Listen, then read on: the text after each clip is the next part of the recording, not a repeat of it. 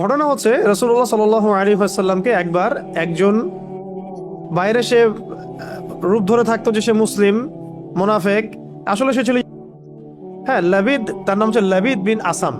লাবিদ বিন, নামগুলো মনে রাখবেন, লাবিদ বিন আসাম। এই ব্যক্তি মদিনায়, এই ব্যক্তি হচ্ছে মদিনার অধিবাসী। তো সে রাসূলুল্লাহ সাল্লাল্লাহু আলাইহি ওয়াসাল্লামের প্রতি শত্রুতা বশত, ইসলামের প্রতি শত্রুতা বশত কারো দ্বারা রাসূলের চুল কালেক্ট করেছিলেন, কয়েকটা চিরুনি থেকে চুল কালেক্ট করেছিলেন, করে সেই চুলগুলোর সাথে আরো ওদের যে তন্ত্র মন্ত্র এগুলো আছে, এগুলো জাদু মন্ত্রগুলো করে রাসূলুল্লাহ সাল্লাল্লাহু আলাইহি ওয়াসাল্লামকে জাদুগ্রস্ত করেছিলেন। তাহলে সাবিত হলো যে জাদু সত্য, সাবিত হলো কি জাদু সত্য, জাদুবিদ্যার চর্চা সত্য, এখনো ছিল, এখনো হয়, আগেও ছিল, হয়তো ভবিষ্যতেও থাকবে, আল্লাহু আ'লাম। শুরু হয়েছিল কোত্থেকে? সুলাইমান আলাইহিস সালামের যুগ থেকে। কার যুগ থেকে? মনে আছে সূরা বাকারা আয়াত আছে না, ওয়াত্তাবিউ মা তাতলু আশ-শায়াতিন আলা মুলকি সুলাইমান ওয়ামা কাফারা সুলাইমান ওয়ালাকিন্না আশ-শায়াতিন কাফারু ইউআল্লিমুনা আন-নাস আস-সিহর। সুলাইমান আলাইহিস সালামের সময় ওই যে মানুষকে ফিতনায় ফেলা হয়েছে, পরীক্ষায় ফেলা হয়েছে হারুত আর মারুত ফেরেশতাদের মধ্য দিয়ে, ওই সময় থেকে জাদুবিদ্যার চর্চা শুরু হয়েছে মানুষের মধ্যে। এবং এই জাদুর উদ্দেশ্য ছিল তারা স্বামী এবং স্ত্রীর মাঝখানে বিচ্ছেদ সৃষ্টি করতে চাইতো, স্বামী স্ত্রীর মাঝখানে বিচ্ছেদ সৃষ্টি করতে চাইতো আর কি। এটা ছিল প্রথম জাদু। এবং এগুলোর আরো অনেকগুলো ভেরিয়েন্ট আছে আর কি, অনেক রকম ব্ল্যাক ম্যাজিক আছে। তো এটা নিয়ে আমি একটু পরে কথা বলছি, আগে সামারিটা বলি, শানানজটা বলে নিই। এই লাবিদ বিন আসাম, সেও ছিল ওই জাদুবিদ্যা চর্চাকারীদের একজন, তার সাথে আরো অনুসারীও ছিল। তারা মিলে রাসূল সাল্লাল্লাহু আলাইহি ওয়াসাল্লামের চুল মোবারক কোনোভাবে সংগ্রহ করে সেখানে তাদের তন্ত্রমন্ত্রগুলো দিয়ে 11টা গিট দিয়েছিল। কয়টা? 11টা গিট দিয়েছিল। এবং সেই 11টা গিট দিয়ে তার একটা কুয়ার নিচে, মদিনার একটা কুয়ার নিচে এই একটা খেজুর গাছের ডাল আর অনেক কিছু পেঁচিয়ে, হাড়টার অনেক কিছু পেঁচিয়ে একদম কুয়ার পানির নিচে রেখে তার উপর পাথর চাপা দিয়ে রেখেছে। এতে করে রাসূল সাল্লাল্লাহু আলাইহি ওয়াসাল্লাম কিছুটা অসুস্থ হয়ে গিয়েছিলেন। এবং অসুস্থতাটা এমন ছিল যে তিনি কিছু কিছু বিষয়ে মানে ভুলে যাচ্ছিলেন। যেমন কোনো স্ত্রীর কাছে গিয়েছেন কিন্তু মনে হচ্ছেন যে স্ত্রীর কাছে আমি যাই নাই, আবার কোনো স্ত্রীর কাছে যান নাই কিন্তু মনে হচ্ছে তার কাছে আমি গিয়েছি, এরকম একটা সমস্যা হচ্ছিল আর কি। এবং কিতাবে আসছে যে এই সমস্যাটা 40 দিনের মতো ছিল, আর কোনো কিতাবে আসছে 6 মাসের মতো ছিল। 40 দিন বা 6 মাসের মতো এরকম অসুস্থতাটা ছিল। তো এগুলো থেকে প্রমাণ হচ্ছে যে জাদুবিদ্যা সত্য, এগুলো চর্চা সত্য, এবং এগুলোর প্রভাব মানুষের উপর বিস্তার করতে পারে, ঘটতে পারে। এমনকি আমাদের নবী সাল্লাল্লাহু আলাইহি ওয়াসাল্লামকেও জাদুগ্রস্ত করা হয়েছে। তো এরপরে একদিন রাতে নবী সাল্লাল্লাহু আলাইহি ওয়াসাল্লাম শুয়ে আছেন, আল্লাহ রাব্বুল আলামিন তাকে স্বপ্ন দেখাচ্ছেন। এটা হচ্ছে ওহী, নবীদের স্বপ্ন কি? ওহী। স্বপ্নে তিনি দেখছেন যে তিনি শুয়ে আছেন এবং দুইজন ফেরেশতা, তার মাথার কাছে একজন, পায়ের কাছে একজন, এসে দুইজন ফেরেশতা একে অপরের সাথে কথোপকথন করছেন। একজন বলছেন যে রাসূলুল্লাহর কি হয়েছে, আরেকজন অ্যান্সার দিচ্ছেন সাল্লাল্লাহু আলাইহি ওয়াসাল্লাম যে তাকে জাদু করা হয়েছে। আরেকজন বলছেন কে জাদু করেছে, আরেকজন অ্যান্সার করছেন লাবিদ বিন আসা, কি দিয়ে জাদু করেছে, উত্তর দিচ্ছেন যে চুল দিয়ে। কোথায় আছে জাদুর উপকরণ? আরেকজন অ্যান্সার দিচ্ছেন অমুক কুয়ার নিচে। কুয়ার নামটা আমি আজকে ঘাটতে ঘাটতে পেয়েছিলাম, কুয়ার নামটা বলে দিয়ে। কুয়ার নামটা হচ্ছে জারওয়ান নামক কুয়া। কি নাম? জারওয়ান। এটা মদিনায় আছে, এটা একটা গোত্রের মধ্যে আছে, গোত্রটার নামটাও জানা দরকার। এগুলো আমি একটু ঘাটাঘাটি করছিলাম যে গোত্রের নামটা কি, কোন গোত্র এই কাজটা করেছিল। বনু জুরাইক গোত্র, বনু জুরাইক একটা গোত্র ছিল, বনু জুরাইক। এই বনু জুরাইক গোত্রের এই লাবিদ বিন আসাম, সে এই জাদু করেছিল, জাদুর উপকরণ রেখেছিল ওই জারওয়ান নামক কূপের নিচে, জারওয়ান নামক কূপের নিচে। এখন নবী সাল্লাল্লাহু আলাইহি ওয়াসাল্লাম সকালবেলা উঠলেন, উঠে আলী রাদিয়াল্লাহু আনহুকে বললেন। খেয়াল করে দেখবেন যে মানে বড় বড় মিশনগুলোতে আলী রাদিয়াল্লাহু আনহুকে পাঠানো হয় আর কি। খেয়াল করছেন? খায়বারে ইহুদিদের এগেনস্টে যাও, তরবাল পতাকা তোমার হাতে। তারপরে এখানেও আলী রাদিয়াল্লাহু আনহু বদরে, সম্মুখ সমরে বদরে তিনজন আলী তুমি যাও, মনে আছে? হিজরতের সময় আলী তুমি থাকো আমার বিছানায় শও। আবার ওই একবার যে খবর পাচার হয়ে গেল হুদাইবিয়া সন্ধির পরে, মক্কা বিজয়ের আগে আক্রমণের সময়, আর ওই যে একটা মহিলা তার কাপড়ের ভিতরে তথ্য নিয়ে চলে গেল, মনে আছে?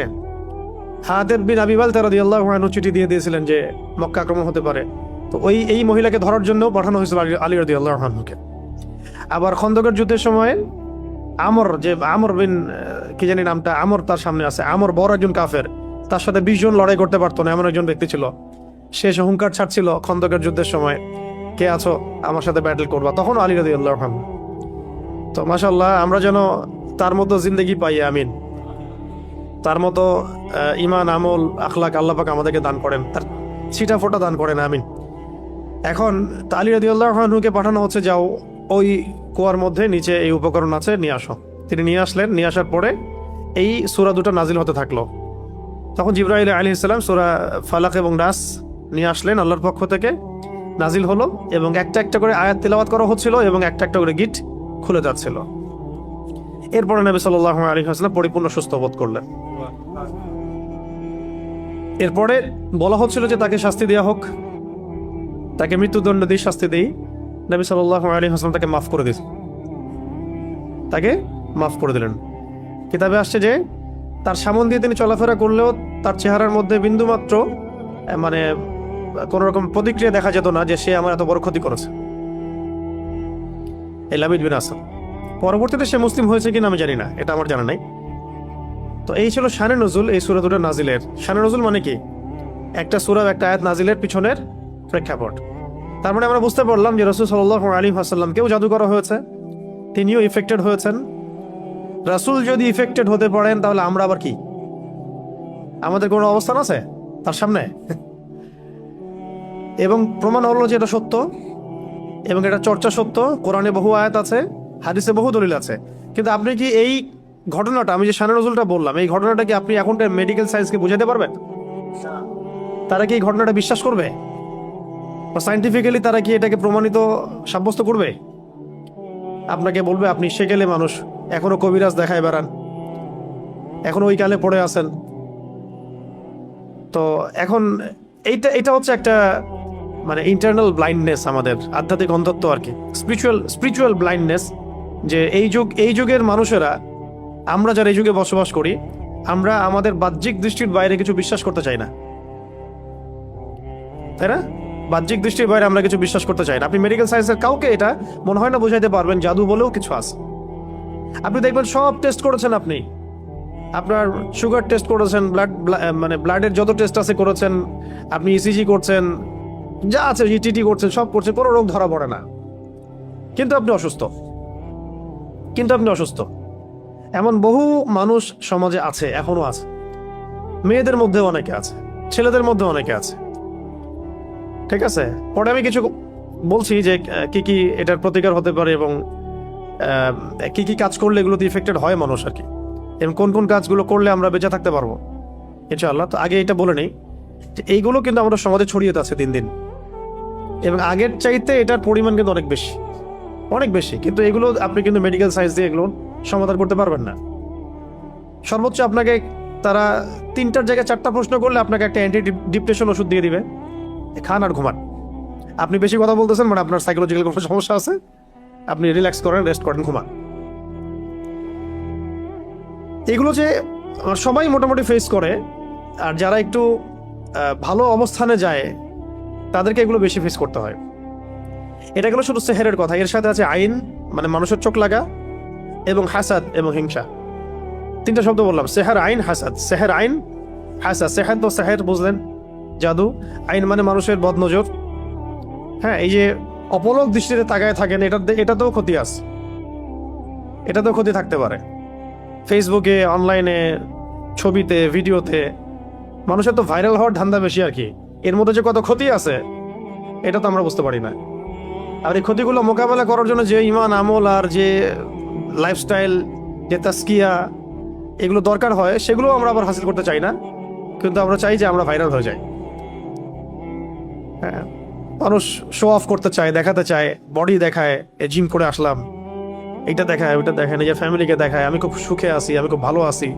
এই যে শো অফ করতে করতে দেখা যায় ওইগুলো আস্তে আস্তে চলে গেছে জীবন থেকে। এগুলো কিন্তু কোনো সাইন্টিফিক কারণে হয় না, সেহের, আইন, হাসাদের কারণে হয়। সেহের, আইন, হাসাদের কারণে হয়। তো আগে আমরা সূরাটাকে শিখি, তারপরে আমি এই বিষয়গুলোর সলিউশনগুলো বলবো ইনশাআল্লাহ শেষে। এখন এবার নবী সাল্লাল্লাহু আলাইহি ওয়াসাল্লাম তাকেও ক্ষমা করে দিলেন এবং তখন সাহাবীদেরকে তিনি বললেন যে আজকে রাতে আমার উপরে এমন দুইটা সূরা নাজিল হয়েছে, এই সূরা দুইটা তাওরাত জাবুর ইনজিল কোথাও নাই, এরকম সূরা বিশাল নাই। তারপরে আরেকজন সাহাবী বলেছেন ঝড় হচ্ছিল একদিন, ঝড়ের মধ্যে আমরা নবী সাল্লাল্লাহু আলাইহি ওয়াসাল্লামকে হারাই ফেললাম, তিনি কোথায়? তো তারা একটু শঙ্কিত বোধ করলেন আমাদের নবীজি কোথায় চলে গেলেন। একটু পরে তিনি এসে বললেন যে আমার আমার আমার কাছে এমন দুটো সূরা আল্লাহ রাব্বুল আলামিন নাজিল করেছেন যে এই সূরা দুটো যদি কেউ পাঠ করে, মানে সকাল সন্ধ্যায় নিয়মিত পাঠ করে, ইনশাআল্লাহ সে তাকে আল্লাহ পাক সব ধরনের ক্ষতি থেকে হেফাজত করবেন। কামা ক্বালা আলাইহিস সালাম, এরকম কাছাকাছি একটা অর্থ আছে। আর নবী সাল্লাল্লাহু আলাইহি ওয়াসাল্লাম নিজের আমল ছিল এরকম যে তিনি এই সূরা দুইটার সাথে সূরা ইখলাসকে অ্যাড করে, এই সূরা দুইটার সাথে সূরা ইখলাসকে অ্যাড করে, সূরা ইখলাস নিয়ে আমরা আলাদা দার্স করবো ইনশাআল্লাহ, ওইটা আলাদা প্রসঙ্গ, তো এটা আলাদা প্রসঙ্গ, এই জন্য আমি আজকে নিয়ে আসিনি সূরা ইখলাসকে। তো সূরা ফালাক, নাস এবং ইখলাস এই তিনটাকে একসাথে তিনি রাতের বেলা পড়তেন ঘুমানোর সময়। প্রথমে পড়তেন সূরা ইখলাস একবার, আবার বিসমিল্লাহ সহ সূরা ফালাক একবার, আবার বিসমিল্লাহ সহ সূরা নাস একবার। হাত দুটো একত্রিত করে ফু দিয়ে মাথা থেকে নিয়ে পুরো সারা গা তিনি মাসাহ করতেন। এই কাজটা তিনি 3 বার করতেন। এই কাজটা কয়বার করতেন? 3 বার করতেন। এছাড়াও তিনি পড়তেন সূরা আয়াতুল কুরসি পড়তেন, ওই তাসবিহে ফাতিমি তাসবিহ আমরা যেটা বলি, 33 বার সুবহানাল্লাহ, 33 বার আলহামদুলিল্লাহ, 34 বার আল্লাহু আকবার। সূরা মুলক পড়ার কথা এসেছে, এবং সূরা বাকারার শেষের আয়াতগুলো, সূরা আল ইমরানের শেষের আয়াতগুলো, এগুলো রাতের বেলার আমল। তো এগুলো নবী সাল্লাল্লাহু আলাইহি ওয়াসাল্লামের নিয়মিত আমল ছিল। এছাড়াও প্রত্যেক দিন সকালে, মানে বাদ ফজর, এবং সন্ধ্যায় বাদ মাগরিব, অনেকে বাদ আসরও বলেন, দুটোই ঠিক আছে, বাদ ফজর বা বাদ আসর বা বাদ মাগরিব, আপনার সুবিধা অনুযায়ী 3 বার করে সূরা ফালাক, সূরা নাস, সূরা ইখলাস, আগে সূরা ইখলাস, তারপর সূরা ফালাক, তারপরে নাস, এভাবে 3 বার করে পড়লে ইনশাআল্লাহ তাআলা, ইনশাআল্লাহ আযজা ওয়া জাল, ওই ব্যক্তিকে এই ধরনের কোনো সেহর, কোনো আইন, কোনো হাসাদ, কোনো ক্ষতি করতে পারবেন ইনশাআল্লাহ। একটা প্রশ্ন আসতে পারেন আপনাদের মধ্যে যে আল্লাহ নবী সাল্লাল্লাহু আলাইহি ওয়াসাল্লামকে কেন জাদু করা হলো? এটা অন্য সাহাবীর ক্ষেত্রে না কেন, স্বয়ং নবীকে কেন? কারণ নবীদেরকে হত্যা করা জাতি, এর আগে নবী সাল্লাল্লাহু আলাইহি ওয়াসাল্লামকে হত্যার অন্য চেষ্টা করা হয়েছে। তাকে তো মোটামুটি 15-16 বার হত্যার চেষ্টা করা হয়েছে। তার মধ্যে একবার বনু এই নাজির তাকে উপর থেকে পাথর ফেলে হত্যা করার চেষ্টা করেছিল। তারপরে খায়বারের সময় তাকে ওই বকরির রানের সাথে বিষ মিশিয়ে হত্যা করার চেষ্টা করা হয়েছে। বকরির রানের সামনের অংশের সাথে বিষ মিশিয়ে খেতে দেওয়া হয়েছিল। কোনো অবস্থায় যখন কোনো কাজ হচ্ছিল না, তখনই তারা এই অস্ত্র বেছে নেয়, দূর থেকে জাদু করা, হ্যাঁ, তন্ত্রমন্ত্র দিয়ে জাদু করা, যাতে সাপও মরে লাঠিও না ভাঙে। অনেকটা এমন বিষয় যে আপনার শত্রুকে আপনি চিনতেও পারবেন না, কিন্তু আপনি ক্ষতিগ্রস্ত হচ্ছেন। দেখবেন সম্পত্তি নিয়ে ক্যাচাল, তারপরে খুব পারিবারিক ক্যাচাল, কিন্তু সামনাসামনি আপনার সাথে লড়ার মতো তার সেই কলিজা নাই, কিন্তু পিছন থেকে কিন্তু আপনাকে জাদু করলে বা সেহর আইন হাসাতে গেলে তখন আপনি ক্ষতিগ্রস্ত হচ্ছেন, আপনি চিনতেও পারছেন না কে আপনার ক্ষতি করছে। এটা তো অদৃশ্যের জগৎ, আপনি দেখতে পাচ্ছেন না। ঠিক আছে, এখানে প্রাসঙ্গিক একটা কথা বলে দিই, যারা এই কাজগুলো করে তারা একটা পরম্পরা মেনটেন করে এই কাজগুলো করে। কারণ ইবলিসের হায়াত অনেক লম্বা, সে পৃথিবীর ইতিহাস জানে কখন কোথায় কি হয়েছে। সে ভবিষ্যৎ হয়তো জানে না, অতীত সে জানে যে কখন কোথায় কি হয়েছে। ইবলিসের বহু অনুসারী আছে, এবং এগুলো সবাই জিন, এগুলো সবাই কি জিন। আমাদের একজন স্কলারকে দেখলাম সেদিন, শোনেন এটা আবার অন্যভাবে নিয়েন না কথাটা, আমাদের একজন স্কলারকে আমরা দেখলাম যে উনি কোন একটা বয়ানে বলছেন, আমি নাম মেনশন করছি না, যে আমি যে বয়ান করছি আমার বয়ানের মধ্যে অনেক জিন শ্রোতাও আছে, উনি বললেন এক জায়গায়। তো দেখলাম অনলাইনে খুব ট্রল করলো তাকে নিয়ে কয়েকজন, এই দেখো কি বলতেছে, উদ্ভট কথা। কিন্তু তিনি যা বলেছেন এটা সত্য হতেই পারে। দার্সে জিন বসতেও পারে, মসজিদে নামাজে জিনরা নামাজ পড়তেই পারে। রাসূলুল্লাহ সাল্লাল্লাহু আলাইহি ওয়াসাল্লাম তায়েফ থেকে যখন তাকে তাড়িয়ে দেওয়া হয়েছে, নির্মমভাবে নির্যাতন করা হয়েছে, কারনুল মঞ্জিল নামক জায়গায় তিনি নামাজ পড়ছিলেন, জিনরা তার তেলাওয়াত শুনে ইসলাম কবুল করেছে। তো এখন ভালো জিন আছে না, ভালো জিনও আছে, অনেক জিন আছে আপনাকে মহব্বত করতে পারে। কি ভাই, অনেক জিন আছে আপনাকে মহব্বতও করতে পারে। মহব্বত মানে ওই অর্থে না, ভালো অর্থেই। তারা তাদের মধ্যে, তারা তো উম্মতে মুহাম্মাদের অংশ, এবং এই কোরআন এই শরিয়া তাদের জন্যও নাকি? এই কোরআন তাদের জন্য না? তো তাদের মধ্যে যেমন ভালো মানুষ, ভালো জিনও আছে, ঠিক তেমনি খারাপ জিনও আছে। খারাপদের সংখ্যাই বেশি। ওই খারাপ জিনগুলো ওই সিলসিলা মেনটেন করে জাদুবিদ্যা, যত তন্ত্র মন্ত্র এবং যা উপকরণ এগুলো প্রোভাইড করে এমন কিছু মানুষের কাছে, যে মানুষগুলো জাদুবিদ্যার চর্চা করে। যে মনে রাখবেন, জাদু কখনো জিনের সাহায্য ছাড়া করা সম্ভব না। জাদু কখনো জিনের সাহায্য ছাড়া করা সম্ভব না। তন্ত্রমন্ত্র দিয়ে তারা জিনকে তাবে করে, বশ করে, এবং সেই জিনের ইবাদত করা তারা শুরু করে। জিনের জন্য নজর করে, জিনের জন্য মানত করে, জিনের জন্য পশু কুরবানি করে, জিনকে সেজদা করে, মানে জিনকে পাওয়ার চেষ্টা করে তারা। এবং জিনদেরকে আল্লাহ পাক কিছু ক্ষমতা দিয়েছেন, যে ক্ষমতাগুলো একটু এক্সট্রাঅর্ডিনারি আমাদের চাইতে। তো এইগুলোকে কাজে লাগিয়ে বেসিক্যালি এই জাদুগুলো করা হয়। বিচ্ছেদ জাদুর পিছনে একটা জিন থাকতে পারে। কারো দেখা গেল যে মানে সুস্বাস্থ্য নষ্ট করার জাদু করা হতে পারে। হ্যাঁ, কারো দেখা যেতে পারে এরকম যে এমন কোনো জাদু করা হয়েছে যে তার যেন সম্পদ ধ্বংস হয়ে যায়, তার বাচ্চা যেন ক্ষতিগ্রস্ত হয়, তার জানের জন্য কোনো ক্ষতি হয়, এরকমও জাদু করা হতে পারে। তো এইগুলো প্রত্যেকটা জাদুর ক্ষেত্রেই জিনদের কি থাকে, সক্রিয় ভূমিকা থাকে। শুধুমাত্র কবিরাজ জাদু করতে পারে না। আবার এই জাদু কাটার জন্য যদি আবার কেউ কবিরাজের কাছে যায়, তাহলে সে আবার তাকে এমন একটা প্যাচের মধ্যে ফেলবে যে সে আর এই মানে গোলক ধাঁধা থেকে বের হতে পারবে না। তখন একজনকে দ্বারা আরেকজনকে তারা দমানোর চেষ্টা করে, একজনকে দ্বারা আরেকজন জিনকে থামানোর চেষ্টা করে। কিন্তু এই পুরো ফিতনাটাকে মোকাবেলা করতে পারে শুধুমাত্র কোরআনের আয়াত এবং রাসূল সাল্লাল্লাহু আলাইহি ওয়াসাল্লামের শেখানো আমল এবং রুকিয়া এবং সহি মাসনুন তরিকাগুলো।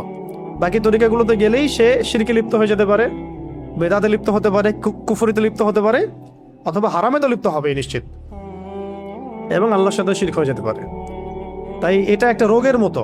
এটা কি একটা রোগের মতো। রোগ হলে যেমন আমরা মেডিসিন নেই, আল্লাহর কাছে দোয়া করি, শেফার চেষ্টা করি, ঠিক এইরকমই কেউ যদি সেহের আইন হাসাদে আক্রান্ত হয়ে যান, আল্লাহ না করুন, আল্লাহ পাক আমাকে আপনাদের সবাইকে হেফাজত করেন, সেক্ষেত্রে এই মাসনুন তরিকাগুলোর মধ্য দিয়ে যেতে হবে।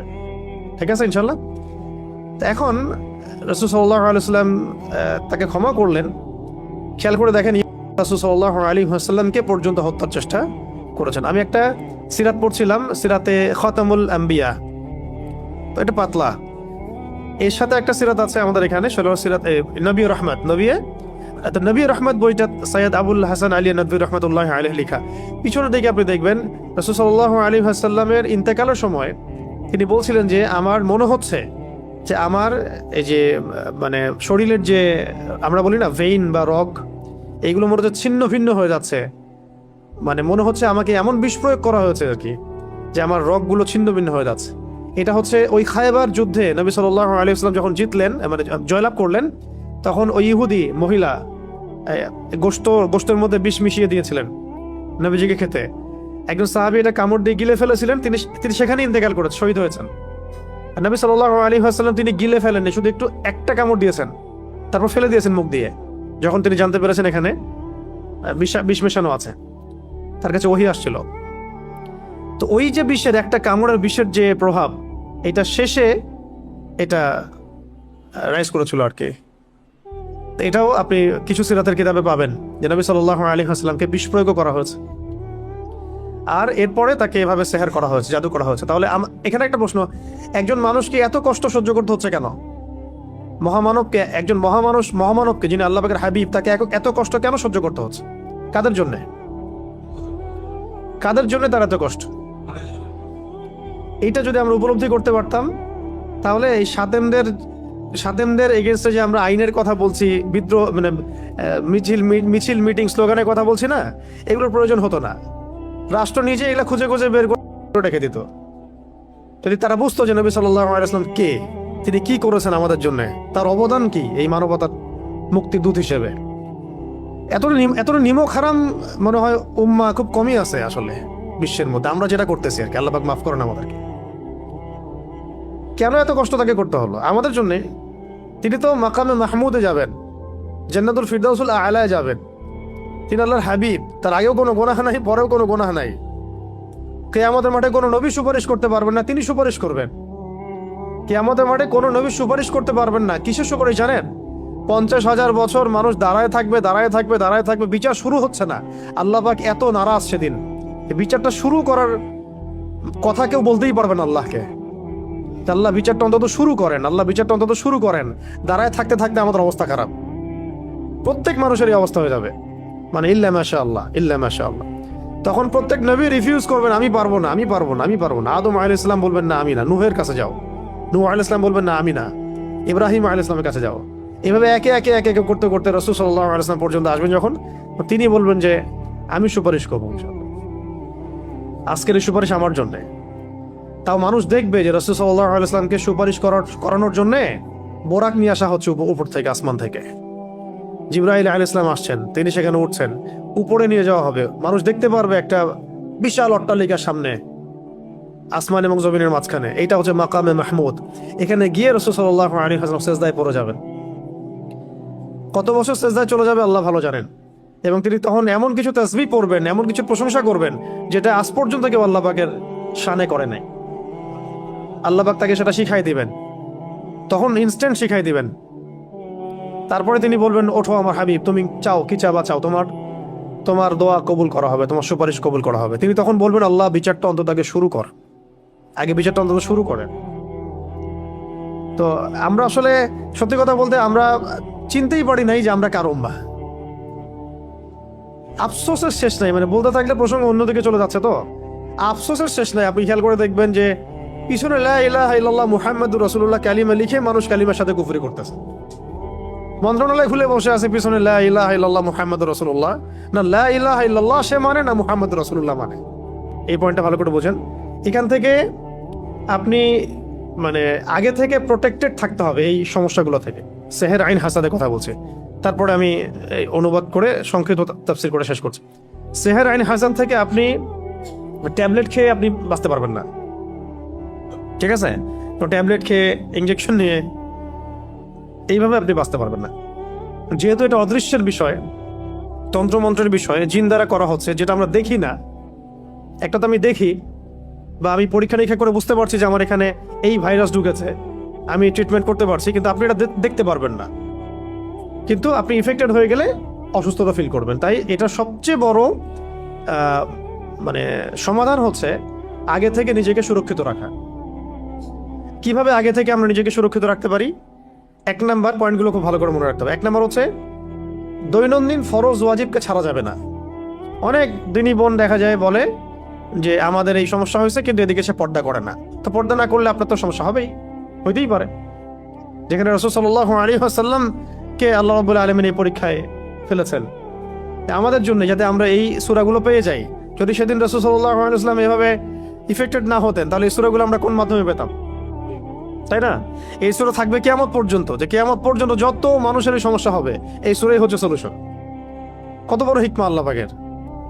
আল্লাহ পাক তার প্রিয় মানুষদেরকে কষ্ট দিয়ে আমাদের কত বড় উপকার করেছেন, তাই না? আল্লাহ রাব্বুল আলামিন তার প্রিয় বান্দাদের পরীক্ষা নেন বেশি, তাই না? আর আল্লাহ পাকের সবচেয়ে প্রিয় বান্দা কে? মুহাম্মদ সাল্লাল্লাহু আলাইহি ওয়াসাল্লাম। তাকে পরীক্ষা নেওয়া হয়েছে সবচেয়ে বেশি। কেন নেওয়া হয়েছে? আমাদের জন্য, যাতে আমরা এগুলো পাই।